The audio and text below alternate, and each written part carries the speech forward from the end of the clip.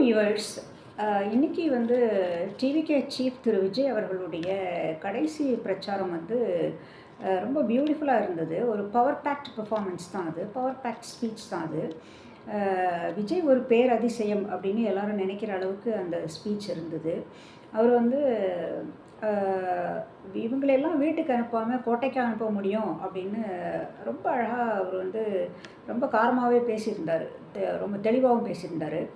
And நான் என்ன தப்பு பண்ணினேன், நீங்கள் சாப்பிட்ற சாப்பாட்டில் மண் ஏதாவது அள்ளி போட்டுட்டேன்னா, இல்லை நீங்கள் பண்ண லஞ்ச ஊழல் நான் சொன்னது தப்பா, இல்லை சட்ட ஒழுங்கு சரியில்லைன்னு நான் நினச்சது தப்பா, பெண்கள் பாதுகாப்பு சரியில்லைன்னு நான் நினச்சது தப்பா, எது தப்பு அப்படின்னு கேட்டார். இதெல்லாம் வந்து எதை ஞாபகப்படுத்துது அப்படின்னு சொன்னால், இந்த வந்து ஜூலியஸ் சீசரில் ஆண்டனியோட ஸ்பீச், ஃப்ரெண்ட்ஸ் ரோமன்ஸ் கண்ட்ரிமென் அப்படின்னு தொடங்கி ஆண்டனியோட ஸ்பீச் மார்க்கெட் பிளேஸில் ரொம்ப பியூட்டிஃபுல்லாக இருக்கும்.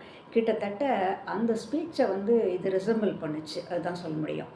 அண்ட் ஆல்சோ கடன் சுமை வந்து இன்றைக்கி தமிழ்நாட்டில் வந்து 5-6 லட்சம் கோடி ஏற்றி வச்சுருக்காரு.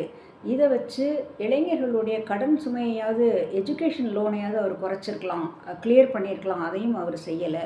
ஆனால் இவங்கெல்லாம் வீட்டுக்கு போயிட்டாங்கன்னா நம்ம ஆட்சி வந்தால் நம்ம எல்லோரும் நல்லா இருப்போம், நல்லாவே இருப்போம் அப்படின்னு சொன்னார். அண்ட் ஆல்சோ அந்த கரூர் விஷயத்தை பற்றி அவர் பேசினார். கரூர் வந்து என் மேலே தப்பு சொல்கிறாங்க, லேட்டாக வந்தேன்னு. நான் எங்கே போலீஸ் கொடுத்த டைமுக்கு நான் கரெக்டாக அங்கே வந்திருக்கேன்.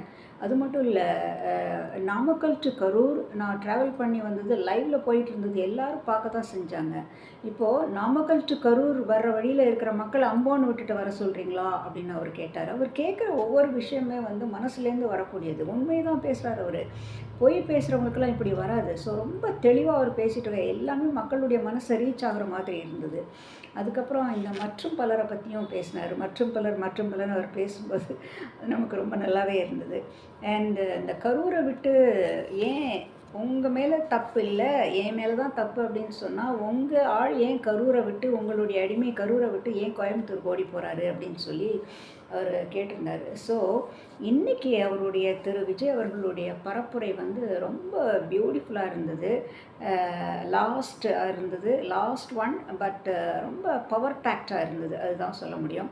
இது வந்து மக்கள் மனசில் வந்து ஒரு பெரிய மாற்றத்தை கொண்டு வரும் அப்படின்னு நாங்கள் நம்புகிறோம். எஸ்.